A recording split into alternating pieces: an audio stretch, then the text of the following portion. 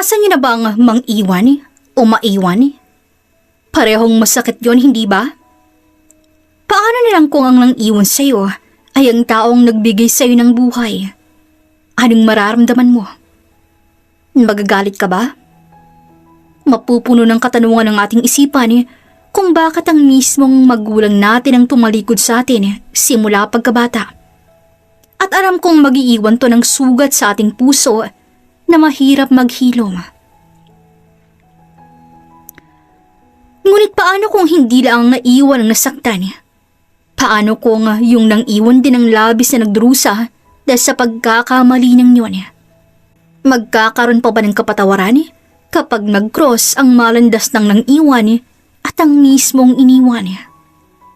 Kung gusto niyong malaman, halika't pakinggan ninyo ang kwento ni Johanna, ang batang iniwan sa basurahan, ngunit muling mag-cross ang landas nila ng taong nang-iwan sa kanya ng panahong isa na siyang ganap na CEO. Palihim na nakamasid si Mang Isko sa hindi kalayuan. Pilit niyang inaaninag ang mukha ng isang mayamang babae na may dalang sanggol na naroon ngayon sa tambakan ng mga basurang balak sanang puntahan ni Mang Isko para makaharap ng mga plastic bottle o mga bote na pwedeng ibenta sa junk shop. Maya't maya pa'y lumabas ang isang matandang lalaki galing sa kotse na tila naiinip na kakahintay sa mayamang babae. Bakit ang tagal mo naman dyan, Cassandra? Nagdadalawang isip ka ba kung itatapon mo yung bastardang yan? O ako mismo ang papatay niyan dito sa harap mo? Tumindig ang balahibo ni Mang Isko nang marinig niya ang makapangyarihang boses si Don Rafael. Si Don Rafael, ang matandang lalaking lumabas galing kotse, habang si Cassandra naman ay ang mayamang babae na may karga ng sanggol. Hindi ko yata kayang iwan na lang ditong anak ko, Papa. Sagot ni Cassandra na ngayon nanginginig na sa takot. Ano? Nasisiraan ka na ba ng ulo? Hindi ba't napag-usapan na natin to, ha, Cassandra? Kung gusto mong manatili sa pamamahay ko at manatiling tagapagmana ng kayamanan ko, iiwan mo ang batang yan rito. Pero kung hindi ka naman susunod sa akin, kalimutan mo nang may ama ka pa. Nanlumo si Cassandra at napatingin sa sanggol. Nanginginig pa siyang inilapag ang bata sa malit na karton. Sunod-sunod din ang pagpatak ng luha ni Cassandra ng mga oras na yun. Pasensya na, anak. Gustuhan ko mang buhayin kay hindi ko kaya. Hindi kita kayang palaking mag-isa. Kaya mas mabuti pang maging anghel ka na lamang. Bulong ni Cassandra sa bata. Tama na, kakadrama, Cassandra. Umuwi na tayo. Baka may makakita pa sa atin dito at mabulilyaso pang pag-iwan mo rito sa batang yan. Dumagundo ang kaba sa dibdib ni Mang Isko habang lihim pa rin nakikinig sa usapan ng mag-ama. Hindi niya inaasahan na may ganun palang tao na mas pipili ng kayamanan kesa sa sarili nilang anak. Nang makaalis si Don Rafael at Cassandra, kinuha ni Mang Isko ang pagkakataong yun para lapitan ng karton na pinaglagyan ng sanggol. Diyos ko, salamat naman sa Diyos at buhay pa ang bata. Naluluhang sambit ni Mang Isko nang makita niyang dilat na dilat ang bata.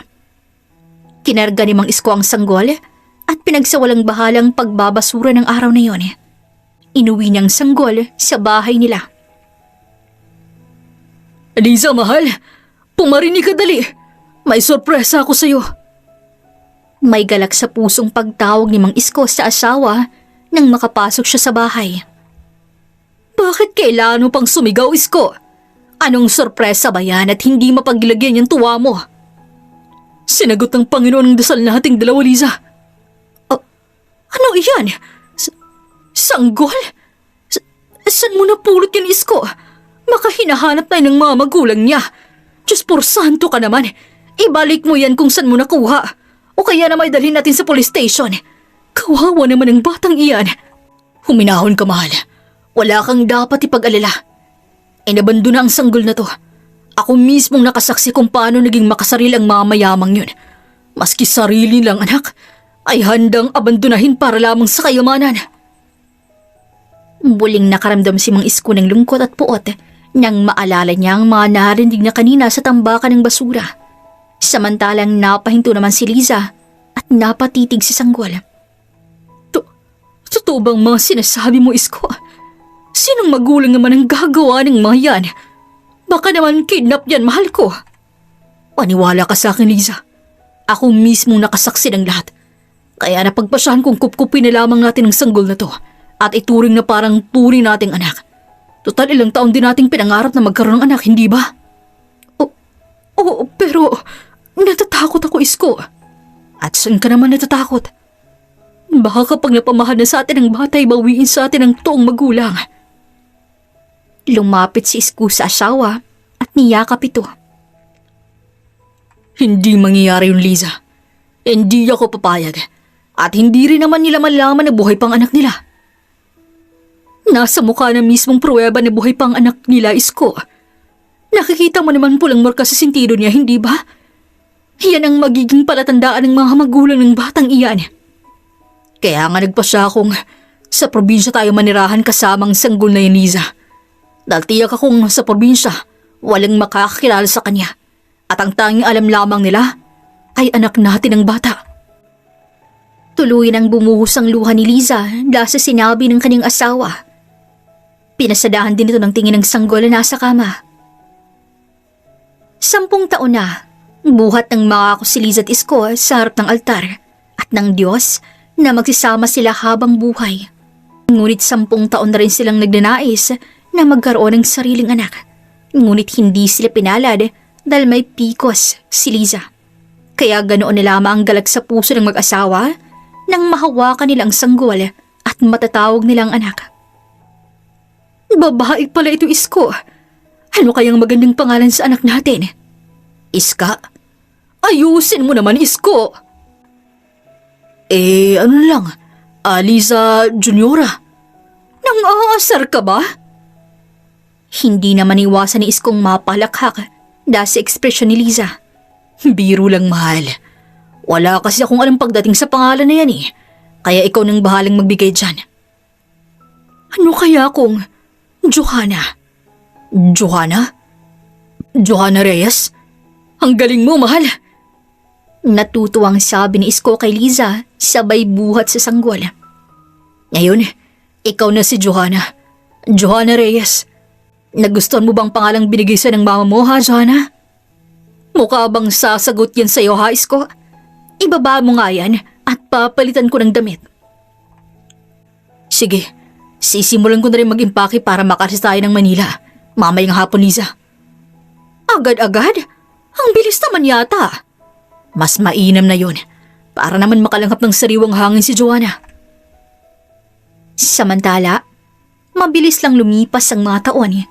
Singbilis ang paglaki ng sanggol na napulot ng mga Isko sa basurahan. Lumaki si Johanna na may kakaibang marka sa muka. Isang tanda ng kanyang pinagmulan na hindi niya lubos na nauunawaan. Sa kabila ng hirap, nagsikap siya sa pag-aaral hanggang sa makakuha siya ng scholarship. Ma! Umalingaw-ngaw ang boss si Johanna sa kabuuan ng maliit nilang bahay. Nagmamadali namang lumabas ng sala si Liza at Isko na abalang nagluluto sa kusina. Ano yun, anak? May nangyari ba? May nang-away ba sa'yo? Tara, rest ba ka natin, anak? Si Papa naman, hilig nito sa rayo to. Kumalma po kayo, okay? Walang nangyari at walang nang-away sa akin.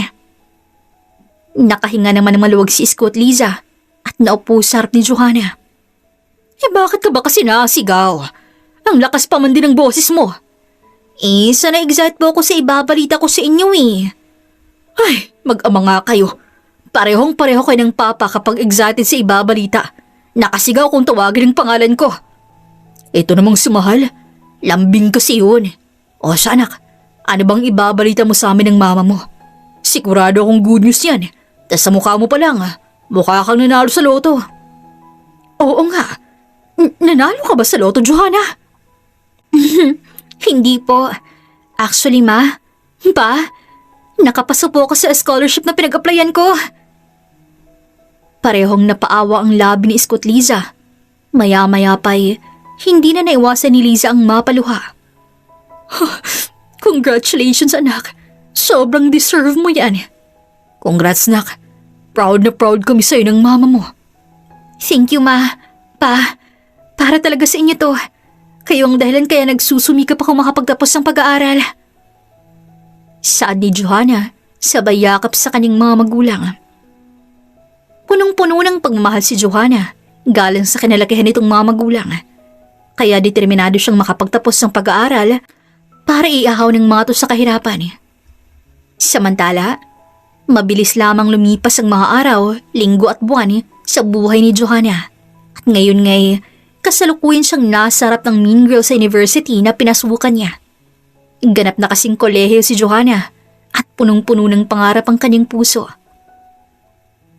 You know what, Johanna? Alam ko namang smart girl ka, pero hindi ibig sabihin nun, belong ka na sa gantong kagandang university, no? Bakit naman hindi? Wala ka bang concept ng equalities, Feliz? Oh, come on! Look at your face! Sobrang pangit mo! Yang pulang marka sa sentido mo? Saan mo ba nakuha yan? Balita ko ampun ka raw. Napataas sama ng kilay ni Johanna sa sinabi niyo ni Feliz. Mukhang false information ang nasagap mo, Feliz. Try mo kayang mag-google para magka-ideya ka naman kung anong pinagkaiba ng rumors sa facts. At ano namang kinalaman sa sinabi ko, ha? Aha! Are you trying to be blind about the truth? Or maybe you are aware? Kung sa bagay, sobrang halata naman ang pagkakaiba mo kumpara sa mga magulang mo. You're mestiza, while your parents are not. Ibang klase ka rin, ano? Para lang may topic ka, pati yung kulay ng balat ko, na pagdidiskitahan mo. Alam mo, Feliz, inggit lang yan. Kung gusto mo, lumakla ka na lang ng whitening soaps. Baka sakaling maging kakulay kita. Hindi ko nga alam kung bakit palagi na lang ako nakikita mo eh. Ang dami-dami namang estudyante sa campus na to. Pati nga sa barangay natin marami ring tao eh. Bakit kaya ako pang napili mo, no? Insecure ka ba sa akin? Nakapamewang namang napairap sa kanya si Feliz, sabay flip ng hair. Ha? Ako, inggit? I'm just stating the fact. At isa pa, totoo naman na nakakainis ang pagmumukha mo. Kung di ka dumating sa buhay nila Tito Isko, di sana na sa akin lahat ang atensyon nila. Hindi sa'yo. Wow, bakit parang kasalanan ko pang pinanganak ako ng nanay ko? At ano ka mo? Sa'yo ang atensyon? Bakit? Ano ka ba nila? Pangaray na anak? Kasi sa pagkakalam ko, only child ako. Or baka naman bet mo maging ate ko? Wow naman, sobrang bait mo naman pala, Feliz. Ate mo? No way! You don't deserve us. Na hindi ko nga matanggap na pinsan kita eh. Dahil alam ng buong angkan na ampun ka. Pwede bang manahimik ka na? Nakakasura na yung bunganga mo eh. Hindi ka ba talaga nahihiya, Feliz? College na tayo, tapos ganyan pa rin yung pag-uugali mo?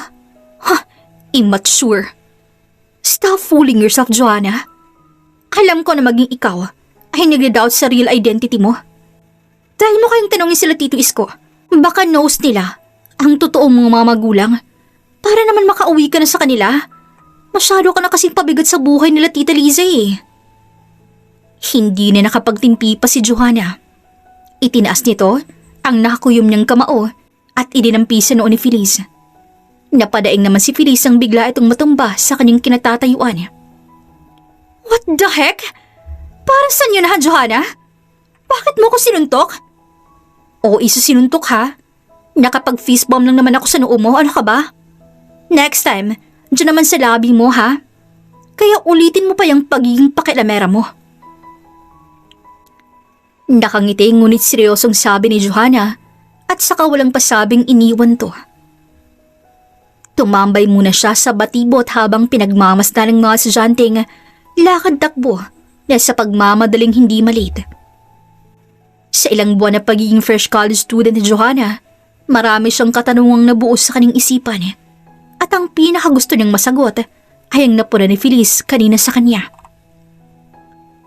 Ay, totoo nga kayong ampun ako, pero wala namang sinasabi sila mama. Bulong ni Johanna. Johanna, Anong binubulong-bulong mo dyan? Ayos ka lang ba? Hindi ka ba sinaktan ni Feliz? Napaigdad sa gulat si Johanna sa biglaang pagsulpot ni Nari. Ang naging kaibigan niya magmula nang tumungtong siya sa universityng pinapasukan niya. Ayos lang ako, Nari. Namimiss ko lang talaga sila mama. Bakit hindi ka muna umuwi sa inyo? Ilang buwan ka na rin dito sa Manila. Wala akong oras para makauwi sa probinsya eh. Masyado akong gahol sa oras, lalo pat may part-time job ako. Sa bagay, pero paano masasagot yung bumabagabag sa utak mo kung hindi mo naman sila makakausap? Sandali namang natigilan si Johanna at kunot noong tiningnan si Nari. Ngumiti lamang sa kanya si Nari at kibit-balikat siyang tiningnan bago nagsalita. Alam kong binabagabag ka ng curiosity mo dahil sa mga pinagsasabi ni Feliz sa'yo. Ay nako, ewan ko ba kasi dyan sa pinsan mo kung pinsan mo nga ba yan? Parang sirang hindi matigil kakabuli sa'yo eh. Feel na feel ang pagiging mean girl. Pero hindi naman maayos yung grades yung 5. Masama ba akong anak? Kapag pati sila mama pinagdududahan ko. Hindi naman. Normal na yan sa buhay natin.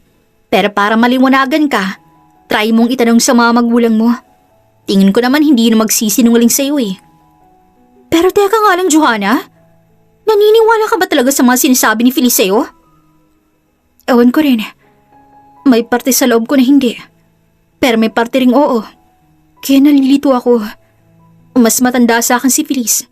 Kaya alam kong marami siyang alam tungkol sa akin. At isa pa, sa poder nila tumutuloy sila mama ng sanggol pa lamang ako. Ganun? Eh baka naman insecure lamang sa'yo si Feliz. Kasi diba sabi mo nga, simula pagkabata, ganyan na yung ugali niya diba? Inggit lang siguro yun sa'yo no? Gusto niyang sirain yung good relationship mo sa parents mo. Ewan ko ba dyan kay Feliz? Mukha namang matino. Nasobrahan yata yun sa phrase ang mga nakapaligid sa kanya. Kaya feeling niya, main character siya ng isang nobela. Actually, naisip ko nga na baka hindi siya mahal ang parents niya, Johanna eh. Kaya naiinggit sa'yo na sobrang mapagmahal ang mga magulang mo. Ang OA naman ang naisip mo. Sadyang bored lang talaga siguro siya. O baka naman kulang sa pansin. Hindi mo siguro pinapansin yun ng mga bata pa kay Johanna, no? Sira ulo, bakit parang kasalanan ko pa? Tara na nga, malilate na tayo sa trabaho natin eh. Sige ka, baka masibak tayo pareho. Yan ang hindi pwedeng mangyari, no? Halika na, hayaan mo na yung pinsan mong may saltik. Parehong natawang dalawa at nagpa siya ng maglakad palabas ng campus. Dumiretso sila sa isang malit na resto na kasalukuyan nilang pinagpa-part-timean. Sa kabilang dako naman, naroon si Liza na hindi mapakali habang hinihintay si Isko na makauwi ng bahay. Ilang buwan na rin buhat nang makita nila si Johanna, kaya nag-aalala siya sa kalagayan ng anak niya. Lalo pat nasa Maynila to at malapit lamang sa totoong mga magulang nito. O mahal, anong ginagawa mo dyan? Hinihintay mo ba ako? Tanong ni Isko nang mabungar niya si Liza sa may pintuan. Hindi ba obvious, Isko? Bakit parang mainit na naman yung ulo mo? Ayos ka lang ba? May problema ka ba, Liza? Lumuwas tayo ng Manila, Isko. Ano? Bakit bigla naman yata ang pag-aaya mong lumuwas, Liza? May nangyari ba kay Johanna? Wala. Pero kasi hindi ako makatulog ng maayos, Isko. Ilang buwan na nating hindi nakakasama si Johanna. At isa pa nasa Manila siya, Isko. At alam mo naman kung anong meron sa Manila, hindi ba? Mga adik? Maliban dyan, Isko. Malalaking buildings? Umayos ka nga. Kamot ulo naman si Isko habang nag-iisip. Namilog pa ang mga mata niya nang bigla niyang maisip ang mga mayayamang lalaki na posibleng magkagusto kay Johanna. Sus Mariosip, Liza. Mukhang sasangayon ako sa pagbisita natin kay Johanna. Baka mamaya may boyfriend na yun. Hindi ako papayag. Malakas namang binatukan ni Liza si Isko na siyang kinadaing nito. Ano ka ba naman? Hindi yun ang inaalala ko. Bakit kailangan po mang batok, mahal? Sa'yo ng malaking pagsubok para sa pagiging ama ko kay Johanna eh. May iba ka pa bang naisip? Baka nakakalimutan mong nasa Manila ang taong nagtapon sa anak natin, Isko. Nasa Manila ang tunay niyang mga magulang. Baka nga nakakasalimuhan ni Johanna ang anak nun. O kaya yung ina niya mismo. Hindi ka ba nag-aalala sa posibleng mangyari? Paano kung makilala si Johanna ng totoo niyang mga magulang? Paano kung kunin siya sa atin? Hindi ko yata kaya, Isko. Nanunubig ang mamata ni Liza habang sinasabi yun. Natahimik naman si Isko at lumapit sa asawa at niyakap to. Marahan niya ring hinagod ang likod ni Liza habang pinapatahan. Hindi mangyayari yun, mahal. Magtiwala ka sa akin. Luluwas tayo ng Manila ngayon din. Tahan na. Sasabihin ba natin kay Johanna ang totoo, Isko? Anong totoo, ma? Parehong gulat ang naramdaman ni Isko at Liza sa presensya ni Johanna. Bumagsak rin ang balikat ng mag-asawa nang makita nila si Johanna na naghihintay ng sagot. Wala yun, anak. Naku naman, pupuntahan ka na sana namin ngayon sa Manila eh. Mabuti naman hindi tayo nagkasalisihan. Bala ko po talagang sorpresahan kayo pa. Miss na miss ko na po kasi kayo eh. Pero ano po bang sasabihin ninyo? Johanna, anak. Yun na nga. Ang balak din naming sorpresahin ka ng bisita ng papa mo. Kaso, nandito ka na. At kami pang nasurpresa. Miss na miss ka na namin, anak. Agad niyakap ni Liza si Johanna. Iumakap din pabalik si Johanna sa ina. Ngunit nanatiling nakatingin to sa papa niya na ngayon ay nagpupunas na ng luha. Actually po, may kailangan po kasi akong itanong sa inyo. Ilang gabi na rin po kasi akong hindi makatulog ng maayos dahil doon eh. Nakaramdam naman ng kaba sina Isko at Liza sa tono ni Johanna. Ano yun, Johanna? Huwag po sana kayong magagalit or sasama ang loob. Pero, paulit-ulit po kasing sinisisi sa akin yun eh. At hindi ko rin po alam kung may katotohanan ba lahat ng yun. And alam ko po na tunog immature to and offensive po yung itatanong ko. Napalunag si Johanna ng sariling laway dahil hindi niya alam kung paano sisimulan ang tanong na matagal niya nang gustong marinig ang sagot. Ano ba yun, anak? Huwag kang mag-alala. Sasagutin namin ng papa mo hanggat alam namin ang sagot at hanggat hindi to masyadong personal. Bakit po? Hindi po ba anak niyo po ako? Bawal ba ako magtanong about sa past? Like, saan niyo po ako pinanganak? Ano po ang pinaglian niyo? Bakit po may ganito ako sa sentido? Medyo curious lang po ako, ma. Napaubo naman si Isko sa tanong na yun ni Johanna. Nagkatinginan pa silang dalawa ni Liza. Nakwento ko naman na sa iyo yun, di ba, anak? Dito ka sa probinsya pinanganak. Nakita mo naman siguro sa birth certificate mo. At sa Betamax kita pinaglihi. Kaso hindi ko nakain kaya naggaganyan. Pasensya ka na, anak. Pero ang sabi po ni Feliz, ang sabi niyo raw po sa mama niya, pinanganak niyo po ako sa Manila. Malaki na raw po siya nang iuwi niyo ako dito sa probinsya. Kaya alam niya raw po ang lahat. Ma, ayoko po sanang magsinungaling kayo sa akin. May tinatago po ba kayo sa akin? Ano bang klaseng tanong yun, Johanna? Pinagdududahan mo ba kami? Ganyan bang impluwensya sa'yo ng mga tao sa Manila? Bakit ka nagpapaniwala sa mga sinasabi ng iba? Ilang beses ko ba bang sasabihin sa'yo na lumayo-layo ka sa Feliz na yan dahil puro inggit lamang meron yung pagdating sa'yo? Napayuko si Johanna at pilit pinapatibay ang loob niya para masabi ang lahat ng nais niyang sabihin sa kanyang mga magulang. Pasensya na po. Simula po kasi pagkabata ako, ang tanging naririnig ko po sa mga tao dito sa barangay natin ay hindi ko raw po kayo kamukha. Hindi raw po tayo magkakulay at hindi niyo raw po ako anak. Ang totoo pa, hindi naman po ako naaapektuhan sa mga sinasabi ng ibang tao eh. Kasi marami naman po ang mga bata dyan na kagaya ko na hindi nila kamukha ang mga magulang nila.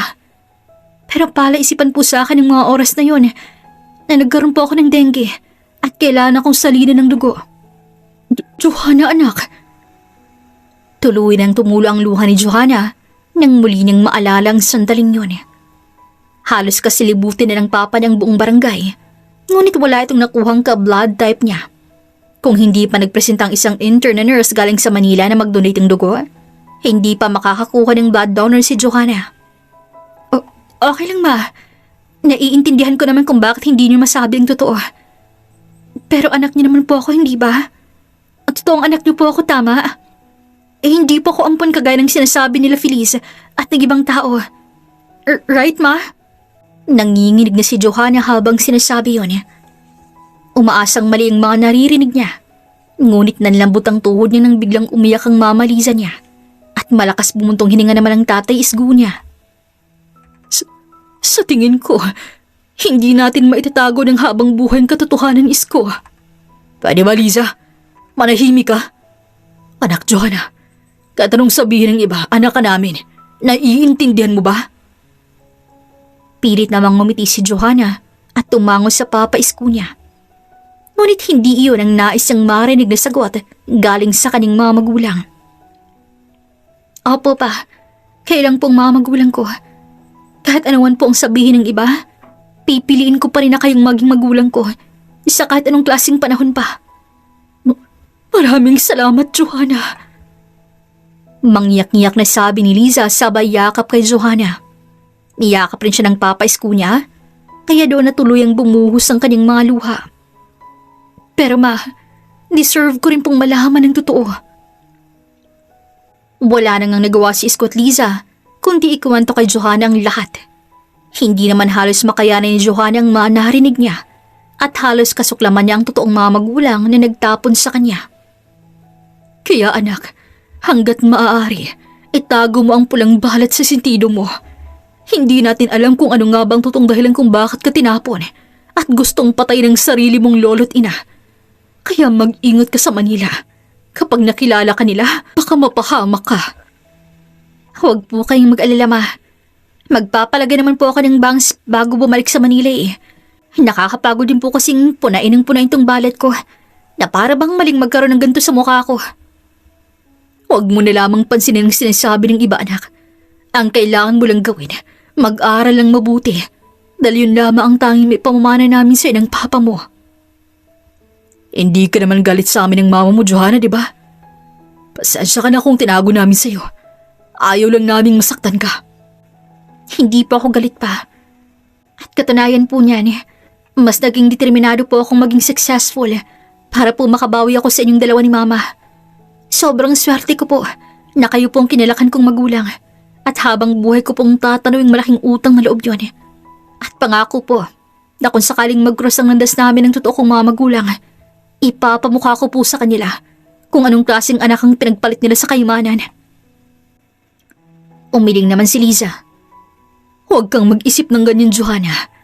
Kahit ganun ang ginawa ng mga magulang mo sa'yo, hindi magandang gawin mo rin sila ng masama. Magulang mo pa rin sila. May rason naman siguro ang totoo mong ina kaya ka na tinapon. Ano ka ba, ma? Hindi naman ako gagawa ng masama, Diyos me. Dapat lang, gagawan mo lamang ng masama ay ang lalaking magtatangkang manligaw sa'yo, anak. Bigwasan mo agad, ha? Huwag ka munang mag-boyfriend. Kamot ulo namang natawa si Johanna dahil sa tinura ng ama sabay tangwa. Matapos ng pag-uusap nila, mas nalinawan siya. Kaya nang makabalik siya ng Manila, wala siyang ibang ginawa kundi ang pagbutihin ng kanyang pag-aaral. Naging mabilis lamang ang panahon dahil kasalukuyang graduating na si Johanna sa kursong Business Management. Grabe, Johanna! Ang bilis ng panahon. Parang kailan lang first day natin sa part-time natin na to ah. Tapos ngayon, hindi na ako natutuwa sa tagal natin dito bilang part-timer. Reklamo ni Nari kay Johanna na kasalukuyang may dalang tray ng pagkain na order ng isang customer. Nagre-reklamo ka na ba? Don't worry, malapit naman na tayong gumraduate eh. Giging full-timer tayo sa kumpanyang pangarap natin. Saan mo balik magtrabaho, Johanna? May target ka na bang company? Meron na. Yung sikat ng kumpanya na pag-aari ng mga Reyes. Bakit dun mo pa gustong mag-apply? Mataas daw ang standards ng tao dun eh. Walang mawawala kung susubukan ko sa kumpanyang yon. Maganda kasing pamamalakad nila sa kumpanya, Nari. Hindi magiging top 1 yan sa pinakasikat na kumpanya rito sa Pilipinas kung toxic ang management nila. Kaya wag kang magpapaniwala sa mga sabi-sabi, okay? Ngunit namilog ang mga mata niya nang hampasin siya sa balikat ni Nari na sanhi ng pagka-out of balance niya at natapunan niyang isang customer ng mainit na kape. Oh my gosh! My jacket! Halos mataranta ang lahat ng tao sa loob ng pinagtatrabaho ni Johanna nang biglang sumigaw si Cassandra, ang babaeng natapunan niya ng kape. Pasensya na po kayo, Ma'am Cassandra. Na-out of balance po kasi ako eh. Napakagatlabi si Johanna habang nakayuko kay Cassandra. Si Cassandra ay regular customer nila. Pasensya? Matatanggal pa ng pasensya mong stain ng kape sa jacket ko? At ang namamaga akong braso doon sa mainit na kapeng yan? Bakit ba kasi tanga-tanga ka? Sa oras ng trabaho nakuha mo pang makipagtawanan habang may hawak na tray? Pasensya na po talaga. Babayaran ko na lang po ang jacket ninyo. Magkano po ba yan? Malakas namang natawa si Cassandra. Tawang animoy ng iinsulto. Babayaran? Sure, kung afford mo. Po? Bakit po? Sa tingin niyo po ba, porket crew lang po ako rito wala akong pera? Marami naman pong mabibili sa mall na jacket kagaya po ng sa inyo, ma'am. Are you insane? Anong akala mo sa jacket na to, cheap? This is Saint Laurent, for heaven's sake. Napaawa ang labi ng mga taong naroroon na si sinabi ni Cassandra. Nanlamig naman ang batok ni Johanna dahil sa kaning narinig na hindi nangangalhati sa sweldo niya ang presyo ng jacket. Pasensya na po, ma'am. See? Hindi mo afford ang presyo, kaya hanggang pasensya ka na lang.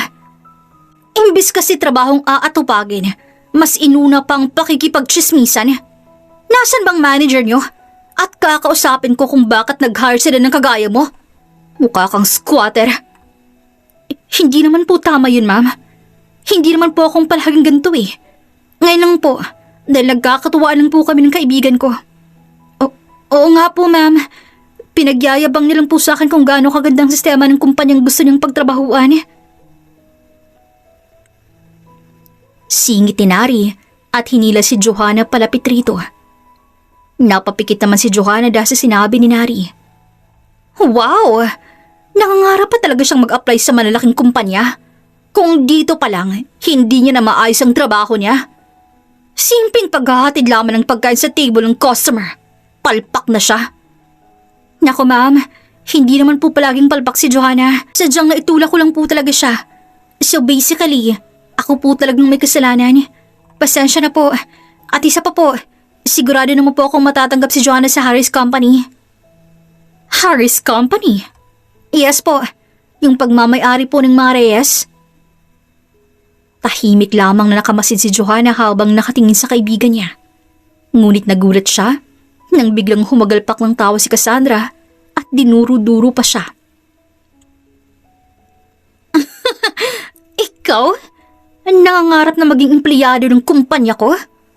Huwag ka nang umasa pa. Hindi ako tumatanggap ng ganyang pag-uugali. At isa pa, yung balat mo sa sentido, napakapangit. Saan ka ba pinaglahi ng mga magulang mo? Bakit ganyan ang kinalalabasan? Ganyan ba talaga kapag mahirap? Hindi afford makain yung mga pinaglilihian nila? Nakakaawa ka. Hindi na ho tama yung mga lumalabas sa bibig niyo, ma'am. Nakailang hingi na ho ako ng dispensa, pero puro pang iinsulto lamang naririnig ko galing sa inyo. At ngayon sumasagot-sagot ka na? Talagang hindi mo na mapigilin ang sarili mo at nailabas mo na ang ugaling squatter mo? I'm just complaining about my jacket that you ruined. Tapos ako pa nang iinsulto? Sinabi ko lang naman ang brand nito. Insulto na agad. Sa bagay, mahirap nga pala. Insulto na para sa iyong gantong brand. Siyempre, hindi mo afford. Alam niyo ho, mabuti na lang at mas matanda kayo sa akin. Kaya may konting respeto pa ako kung natitira para sa inyo. Kung umasta ho kayo, daig niyo pa ako. Nagmukha pa nga ho kayong squatter kasi sa akin eh. Tas mga pinagsasabi ninyo. Kung makadiscriminate kayo sa estado ng pamumuhay namin, para bang ang laking kasalanang maging mahirap ano? Ganyan ba talaga kayong mayayaman? Nakakadiri ang tingin sa aming mahihirap? Shut up, kid. Kung ayaw mong idemanda kita, See? Konting pagkakamali lang na magawa sa inyo. Batas agad ang gusto niyong gumawa ng paraan. Grabe. Pinagyayabang ko pa naman yung kumpanya niyo. Sobrang galing yung mamalakad. Pero totoo nga talagang sinasabi ng mga tao about sa kumpanya niyo. Bulok ang pag-uugali ng mga tauhan niyo. Dahil bulok din palang ugali lang ng bumuno. Katulad lamang ng sistema ng bansa natin.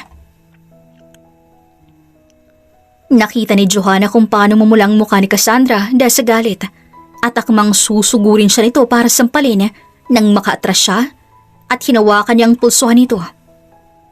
What do you think you're doing, kid? Gusto mo talagang makulong? Then do it po. Kasuhan niyo ako dahil hindi naman ho ako atras at magtatago dahil alam ko ho ang pagkakamali ko at alam niyo rin na sa ating dalawa, mas mali ka. Kung umasta ka nga ako ngayon, masyadong unprofessional. Hindi bagay sa posisyon nyo as CEO of the Harris Company. Isusuka ho kayo ng sarili ng kumpanya kung ganyan kayo palagi kung umusta sa ibang tao. Saad ni Johanna at pabalibag na binitawan ng kamay ni Cassandra.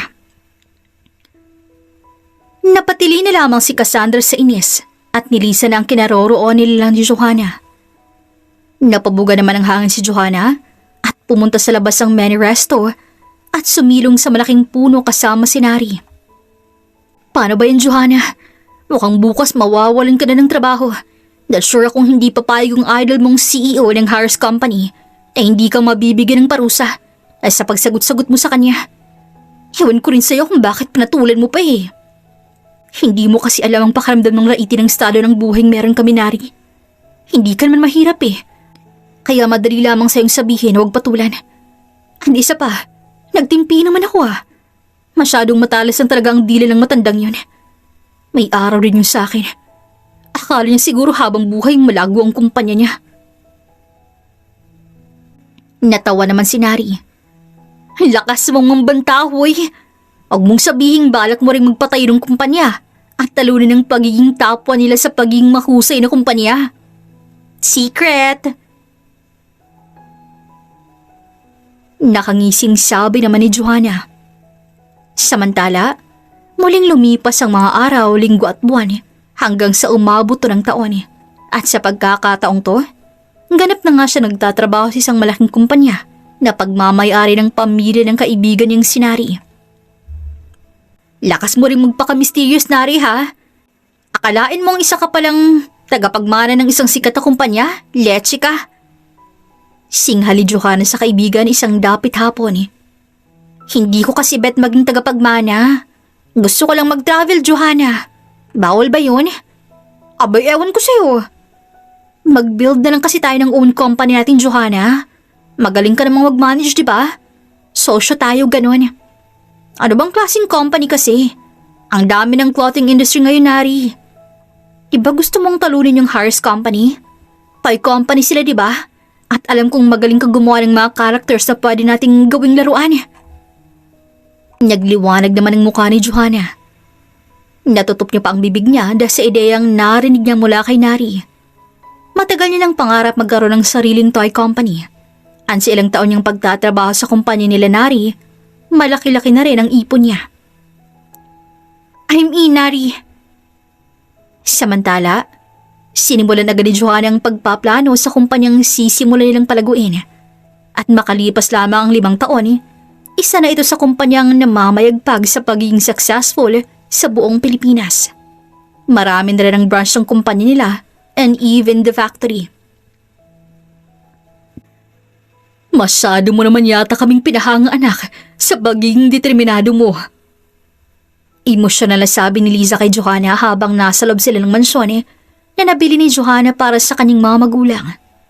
Siyempre, ma, kayo po ang inspirasyon ko at ni Papa. Maraming salamat, anak. Ang akala ko talaga'y hahanapin mo ang totoo mong mga magulang matapos mong malaman ng lahat.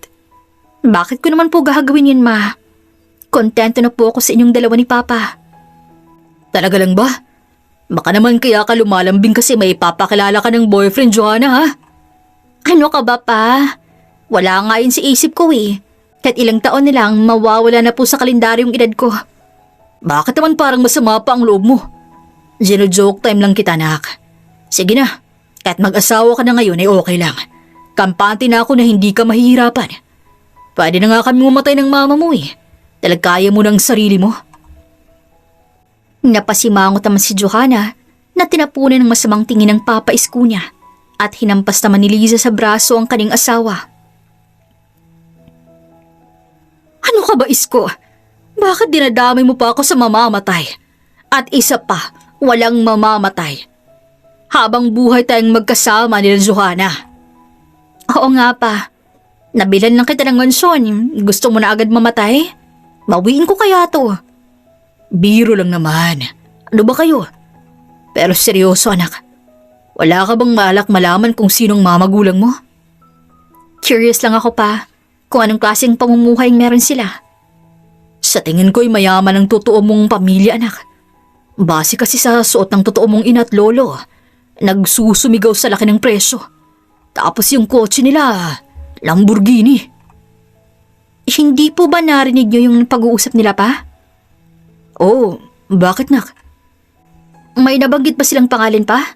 Like, for example, tinawag ng lolo ko yung pangalan ng nag-abandona sa akin. Meron. Tinawag siyang Cassandra ng lolo mo.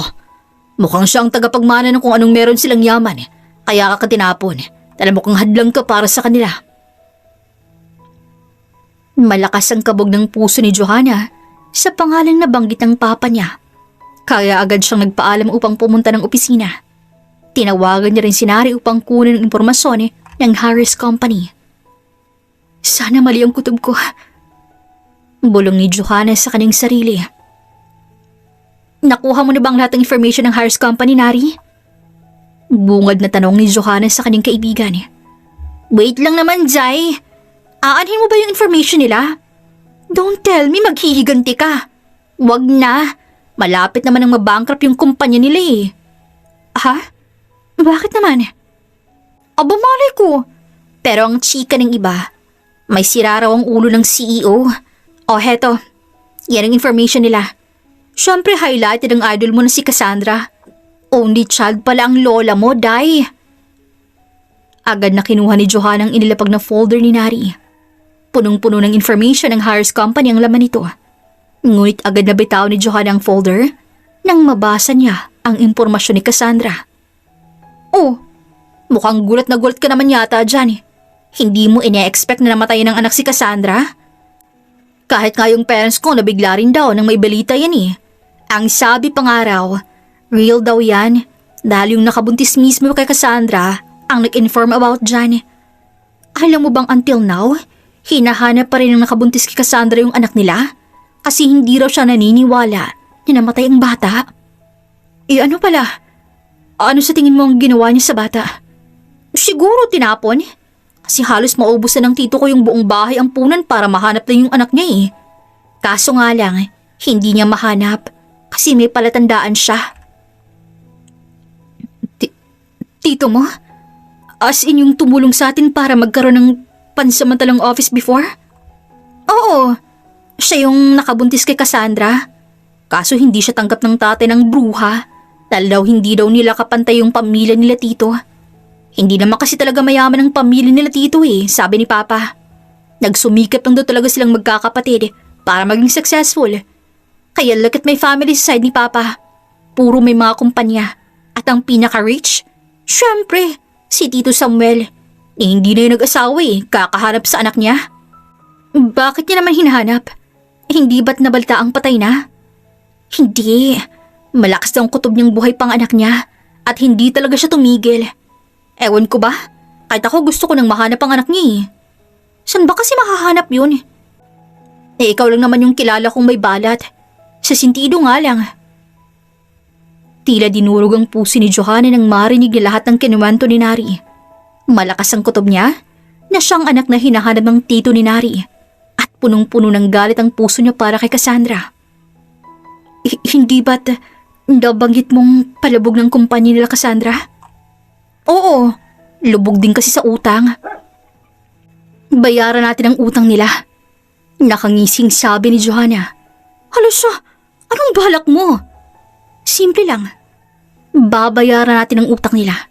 Kapalit nun, kaya ang company, and all of their property. Start na ba ng revenge yan, Johanna? Revenge bang matatawag rito? Ewan ko sa'yo. Seryoso ako, Nari. Oo nga, huwag kang mag-alala. Ako nang bahala. Nakangiting sabi sa kanya ni Nari. Kalaunan, naging successful nga ang plano ni Johanna. Siya na ngayon ang nagmamayari ng Harris Company. Ngunit nagtaka siya ng isang araw ay makita niya si Cassandra sa loob ng kumpanya niya. Nakasuot ng casual suit at tila isang ordinaryong empleyado lamang to rito. Oo, si Cassandra yan. Napaigdad sa gulat si Johanna nang biglang magsalita si Nari sa likod. Pinitik niya ang noo ni Nari and the friend let out a groan. Ano ka ba? Mukha ka namang kabuti dyan eh. Anong ginagawa niya rito? Ang sabi ng HR, nag-apply daw si Cassandra as an assistant manager. Hinire naman nila na sobrang galing daw kaya hindi matanggihan. Gusto mo bang sisantihin ko, Johanna? Huwag na. Hayaan mo na. Bakit? Ano ang binabalak mo? Huy, sana naman huwag kang masyadong lamunin ng galit mo, Johanna, ha? Alam kong may nagawang mali sa'yo si Cassandra. Pero hindi naman rason yun para maging mahalimaw ka. Always remember, mata sa langit, paa sa lupa. Makahalimaw naman to. Gusto ko lang namang makita kung gaano siya kadeterminado maging empleyado. Kasi alam mo naman na hindi yun ang nakasanayan niya. Baka nga gabi-gabi yan binabangungot eh. Dahil sa pagka-bankrupt nila. Well, that's life, Johanna. Bilog ang mundo. Kaya mas mainam na panitilihin pa rin natin ang kabutihan sa puso natin. Umango naman si Johanna kay Nari. Ngunit naagaw ng atensyon nila nang biglang sumigaw ang manager ng kumpanya. Kaya minabuting tingnan nila to. What's happening here? Tanong ni Nari habang nakamasid lamang si Johanna kay Cassandra na nakayuko na. Heto po kasing new hire na assistant ko, Ma'am Nari. Masyadong pabida. Gusto niya siya yung masusunod sa aming dalawa. Mas mataas naman ang posisyon ko. Sinabi ko lang naman yung opinion ko about sa design niyo sa bagong i-release na laruan. Mahinahong saad naman ni Cassandra. Napataas ang kilay ni Johanna at kinuha ang sketch na siya mismong gumawa. Anong mali sa sketch draft ko? Saang part ang mali ko? Taas kilay ng tanong kay Cassandra.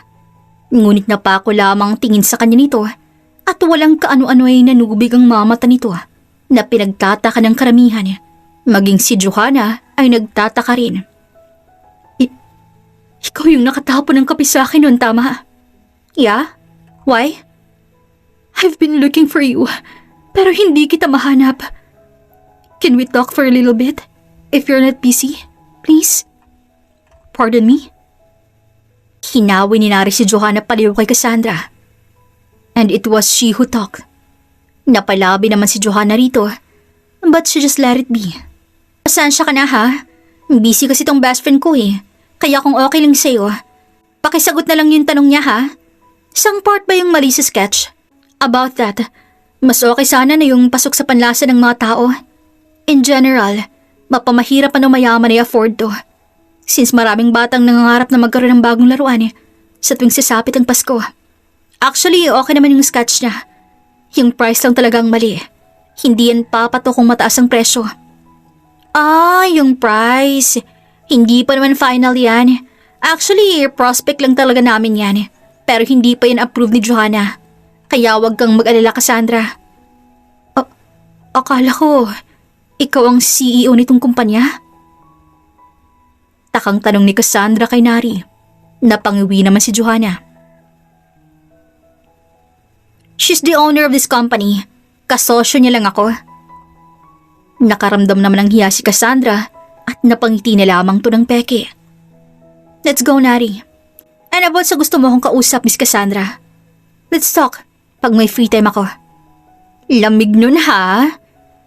Natatawang sabi ni Nari sa kanya nang sa wakas ay makalabas sila ng building. Masama ba akong boss, Nari? Lo, ayun ka na naman. Hindi no? Tara, sumama ka sa akin. Umuwi yung tito ko from USA. Ang gusto ka raw ma-meet.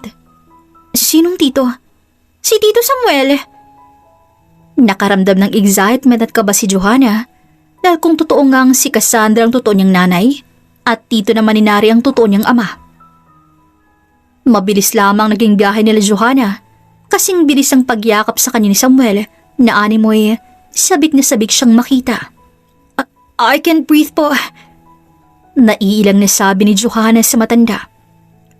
I'm sorry. I just can't believe that after a decade, I finally found you, my daughter. Sunod-sunod ang pagtulo ng luha ni Samuel habang sinasabi yon. Nagulat naman ang nakarinig sa sinabi nito. Maging si Johanna ay tila natulala sa kanyang kinatatayuan habang si Nari nakaawang na ang labi. Ano ang ibig niyong sabihin? I have parents po.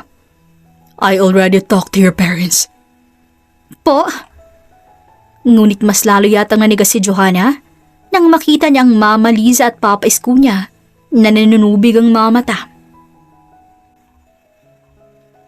Ang hirap kang itanggi, anak. Naawa ko sa kwento niya at mukha namang mabait ang totoo mong tatay. Pa, ano bang sinasabi niyo dyan? Ayos lang, anak. Alam ko namang hindi mo kami tatalikuran kahit magtagpo kayo ng totoo mong tatay. Hindi na napigilan ni Johanna ang maiyak at yakapin ang tumayong magulang niya mula pagkabata. I'm so lucky to be your daughter, Ma. Pa, thank you for giving me a chance to live again. Walang anuman, anak. Kausapin mo na ang totoo mong ama. Pinunasan ni Johanna ang luha niya at humarap muli kay Samuel na kagaya niya ay punong-puno na rin ang luha ang mga mata. Salamat sa Diyos at natagpuan na kita, Johanna. Patawarin mo sana ako kung sa panahong kailangan mo ako ay wala ako sa iyong tabi. Patawarin mo ako dahil huli lang nang dumating ako sa pinagtapunan sa iyo ng nanay mo. Pero sobrang nagpapasalamat ako sa tumayong mga magulang mo. I'm sorry for being late, anak. Hindi niyo po kailangang huminang tawad, sir. Nakwento po ni Nari kung anong klaseng sakripisyong ginawa ninyo para mahanap lang po ako. At isa pa po, hindi naman po ako galit sa inyo. Galit po ako sa babaeng nag-abandona sa akin. At sa'yo. Ewan ko ba kay Cassandra?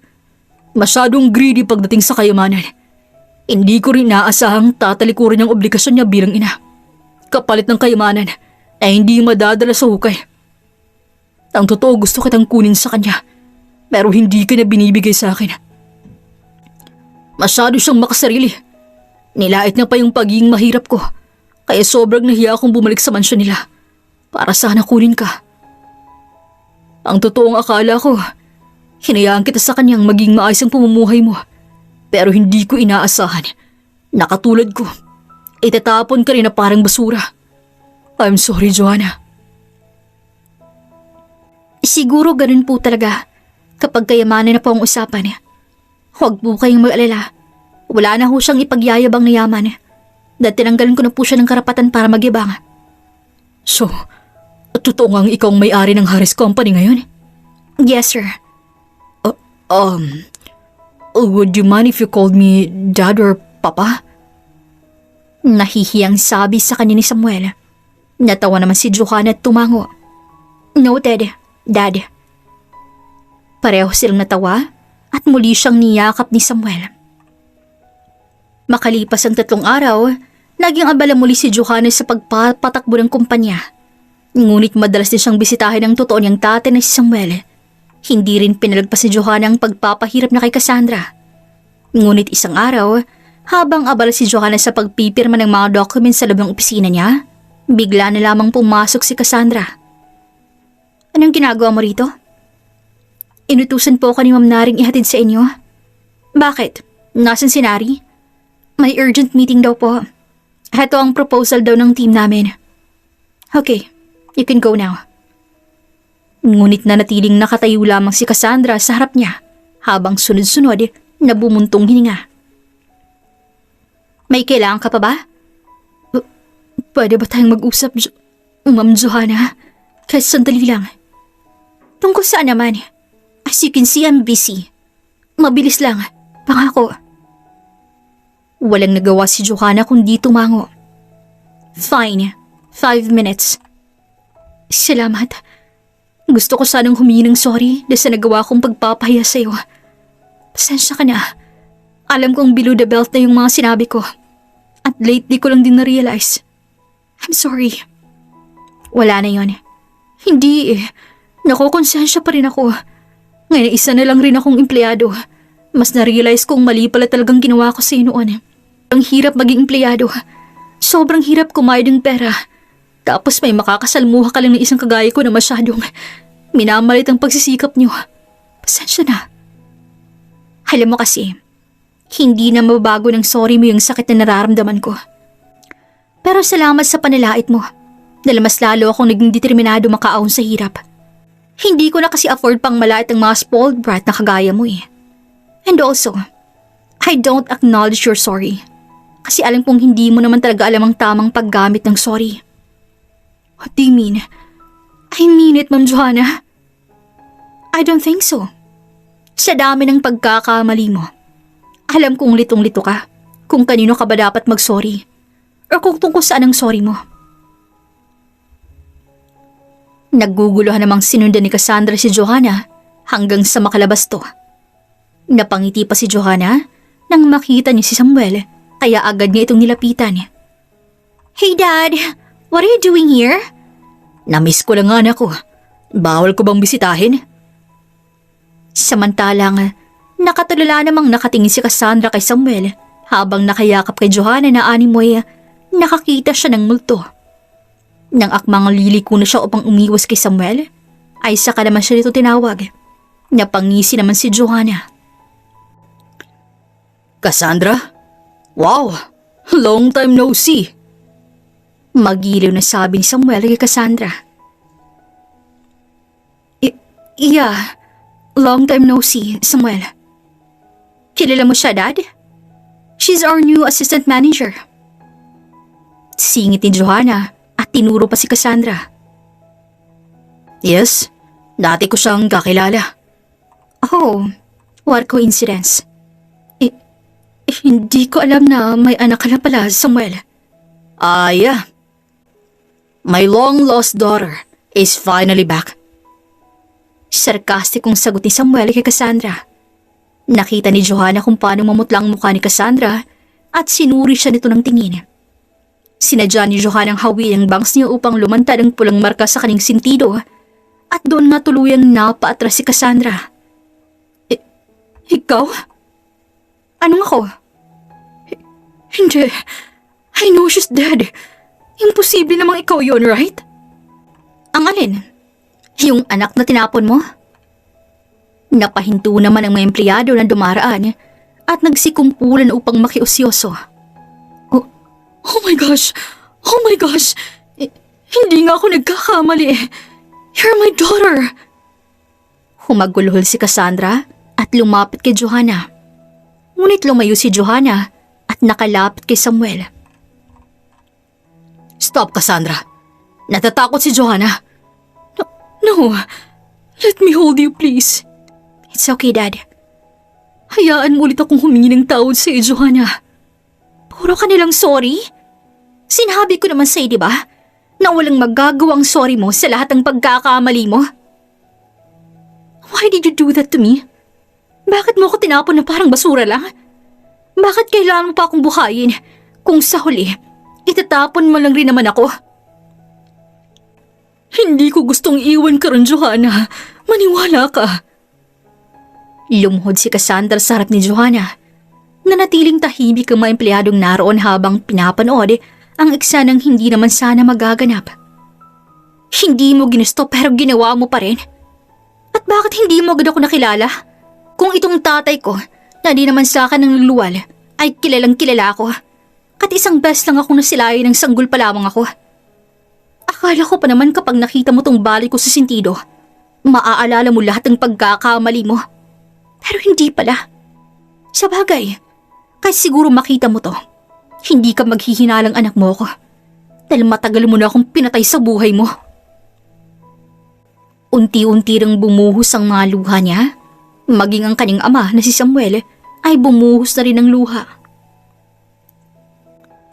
I'm sorry. Alam kong hindi ka maniniwala sa sasabihin ko. But believe me, Ilang beses akong nakiusap sa lolo mong hayaan na lamang niya akong palakihin ka. Pero hindi siya pumahayag. Palalayasin niya ako. At doon ako natakot, Johanna. Hindi kita kayang buhaying mag-isa. Wala akong alam na trabaho ng panahong yun. Estudyante pa lang kami ng mabuo ka. Wala pa akong kakayahan at kaalaman pagdating sa pagiging ina. Pero hindi yun rason para abandonahin mo ko. Hindi yun rason para iwan mo na lang ako basta-basta. Paano na lang kung wala nakakita sa akin sa basurahang pinagtapulan niyo sa akin? Paano na lang kung walang sumagip sa akin ng gabing pinili mong maging makasarili kaysa sa sarili mong anak? Aren't you afraid na mutuhin ka ng konsensya mo gabi-gabi? Simula nang mawala ka sa akin, Johanna, wala na akong kinatakutan pa. Naging miserable na kasi ang buhay ko. At lahat ng galit at hinanakit ko ay nabuntong ko sa mga empleyado at kayamanan na iniingatan ng mga magulang ko. Hinayaan kong malugit, mawalan kami ng yaman. Dahil yung lintik na kayamanan niya ng dahilan kung bakit ka nawalay sa akin. I'm so sorry, Johanna. Nanatiling matigas si Johanna at hindi pa rin makatingin kay Cassandra. Maraming batang ina ngayon. Aware ka ba? Alam mo bang naiinggit ako sa mga anak nila? Kasi sabi ko, mabuti pa yung mga nanay nila ang tatapang. Sa murang edad, kaya nilang ipaglaban yung anak nila. Kaya nilang gumawa ng paraan para hindi mawalay sa kanila yung bata. Kahit nga itakwil pa sila ng sarili nilang pamilya eh. Handa silang tanggapin as long as kasama nila yung anak nila. Sana ganun ka rin, no? Bakit kaya ganun? Sinabi nila matalino ka. Maganda ka naman. Alam mo naman sigurong maraming privilege kung ganyang klaseng tao. Pero mas pinili mo pa rin yung comfortable way kaysa sa maghirap na kasama ako. Ang unfair mo, Cassandra. Alam ko. Kaya nga habang buhay kong pagsisisihan ang hindi pagpili sa iyong dalawa ni Samuel, Johanna. At naiintindihan ko rin kung saan nagagaling ang galit mo. At mas lalong naiintindihan ko kung hindi mo ako mapapatawad. I truly deserve to suffer, Johanna. Ang gusto ko lang makahingi ng tawad sa iyo. Pero sana hayaan mo akong manatili sa kumpanya mo para maging empleyado mo. Para sa ganung paraan naman lang ako makabawi. Ang kapal din ng pagmumukha mo, ano? Talagang nag-demand ka pa ng ganyan matapos ang mga nangyari? Hindi ko alam kung nagsisisi ka ba? O sadyang kailangan mo lamang talaga ng pera? That's enough, Johanna. Let's go. Sumingit na si Samuel sa usapan nila habang nagpupunas ng luha. No, Dad. Bakit ko naman ito hahayaan? Ang laki ng kasalanan nito sa ating dalawa. Don't tell me palalagpasin mo lang. Come on, Dad. Huwag kang soft-hearted. She's still your mother, Johanna. Please, calm down, anak. Pwede naman kayo mag-usap ng mahinahon. Don't let your anger control you. Wow! Parang ang big word naman na she's still my mother. Is she really still my mother after what she did to me? Parang hindi ko na yata kayang pangtanggapin siya bilang totoo kong nanay, Dad. Mas kontento na ako sa umampun sa akin. I don't need an extra one. Sagot ni Johanna at iniwan sina Samuel at Cassandra. Tumungo si Johanna sa mansyon kung saan naroon sila Isko at Liza. Agad din siyang niyakap ng mato at doon niya nilabas lahat ng kanyang sama ng loob. Samantala, hinayaan lamang nila Isko at Liza si Johanna ng umiyak hanggang sa makatulog ito. Nang magising si Johanna, si Samuel agad ang bumungad sa kanya na may malaking ngiti sa labi. Gising ka na pala. How's your feeling? Ayos lang, Dad. What are you doing here? Gusto sana kitang kausapin, Nak. O do you mind if you heard me out? Nagdadalawang isip naman pero tumango pa rin si Johanna. About kay Cassandra. I actually talked to her about what happened 28 years ago. Para saan pa, Dad? Tapos na yun At ayaw ko nang marinig pang pangalan ng babae yun kahit na kailan. Johanna, she's still your mother. Please, at least listen to her side before you judge and neglect her. Alam ko naman yung pinupunto ni Dad. Naiintindihan ko rin na siya pa rin ang dahilan kaya ako nandito sa mundong ibabaw. Pero siya rin po ang dahilan kung bakit ganito na lang ako kung umasta. Please, understand my feelings, Dad. I understand your anger, Johanna. Kahit ako, galit din naman ako kay Cassandra. Pero we have no right to judge her. She has her own reason kung bakit nagawa niya yun. Kung Diyos nga nagpapatawad, tayo pa kayang ginawa niya lang? Nanikip naman ang dibdib ni Johanna at unti-unti muling tumulo ang luha niya. I am aware of that phrase, Dad. Pero hindi porket si Cassandra nagluwal sa akin. She deserves my forgiveness. I know this is kind of mean, but I don't know how to forgive what she did to me. Alam kong ang pagpapatawad ay way para maalis yung bigat ng nararamdaman ko. Pero hindi ko pa po siya kayang patawarin. And the wounds inside my heart are still fresh, Dad. At hindi ko alam kung kailan to hihilom. Agad na niyakap siya ni Samuel at hinagod ang kanyang likod. Kumalis naman agad si Johanna sa pagkakayakap. I understand, Johanna. But if you're ready to hear her side, please, let me know. Bakit ganun? Bakit parang ang daliling para sa iyong patawarin siya? Bakit ang daliling para sa iyong salitang forgiveness kung sa part ko ang hirap nang ibigay sa kanya? Paano mo nagagawa yun, Dad?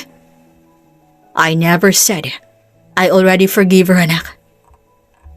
Sa edad kong tunak, marami na akong pinagdaanan at marami na rin akong lesson na natututunan sa buhay. At ang pinakamahirap na salitang pakawalan ay ang forgiveness, kagaya nga ng sinabi mo. Pero yung second chance, hindi naman yun mahirap ibigay. Kung nakikita mo naman sa tao na willing naman siyang magbago at patunayang deserve niya ng second chance. Binigyan mo siya ng second chance? Do you still love her, Dad? Who? Cassandra? Bakit parang ang dami mo naman yatang ex? Psst, nililinaw ko lang, Johanna. Andi isa pa, si Cassandra lamang naman ang naging girlfriend ko. Oo niya. Mahal mo pa ba si Cassandra? Okay na ba yan, Dad? Bahagya namang natawa si Samuel at kinurot ang kanyang pisngi. Galit ako sa kanya, oo. Pero hindi nawala yung pagmamahal ko para sa kanya. Kasi alam kong nagawa niya lahat ng yun. Dahil yun ang gusto ng papa niya. Alam mo kasi, Johanna, hindi madaling maging anak ng businessman. Kailangan mong ingatan ang reputasyong meron ng mga magulang mo. Aware naman ako. But why did you give her a second chance? Because the second chance is the only way to prove to herself that she deserves the forgiveness she wants. Nang magpaalam na si Samuel sa kanya, naiimo si Johanna ng litong-lito. Matapos ng mga narinig niya galing sa papa niya, mas lalo siyang naguluhan. Samantalang makalipas lamang isang linggo, bumalik sa dati ang lahat. Naging abala si Johanna sa bagong product na ilalaunch niya. Congrats, Johanna, my best friend / cousin / business partner. Sobrang nakaka-proud yung achievement natin. Bulalas ni Nari sa kanya nang maging successful ang launching nila sa bagong laruan. Congrats din sa'yo. Pwede ka nang mag-asawa. Huwag ka nga. Nakikita mo ba yung tatay mo? Napakaladkit ng tingin sa totoo mong nanay. May something ba sa dalawang yan? Mahal niya pa yan. Sa katunayan, binigyan niya ng second chance yan. Ganun siya kabaliw? Kaya pala lover boy ang datingan yan? Ang lala! Ikaw, binigyan mo rin ba ng second chance yung nanay mong totoo? Tahimik naman si Johanna.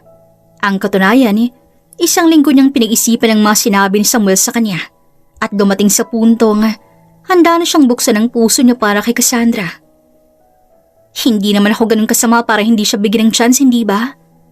At isa pa, palaging pinapaalala nila Papa Isko at Mama Liza na maging mabuting tao. Bakit parang magmamadri ka sa tono ng pananalita mo? Diyos mayo ka, Johanna. Huwag naman sana, ha? Napailing na lamang si Johanna at lumapit na lamang sa gawin nila Samuel. Dad. Hey. Kakausapin mo na ba si Cassandra? Tumango naman si Johanna at inayos si Cassandra sa garden sa likod lamang ng building ng kumpanya nila. Alam kong galit ka pa rin sa akin, Johanna. But thank you kasi binigyan mo ulit ako ng chance na makausap ka. I'm sincerely sorry for what I did, my daughter. I don't need your sorry. I need your effort. Anong ibig sabihin nun, Johanna? Sabi ni Daddy, second chance is the best way to prove yourself if you deserve our forgiveness. Kaya imbis mag-sorry ka nang mag-sorry dyan, idaan mo na lang sa effort mo.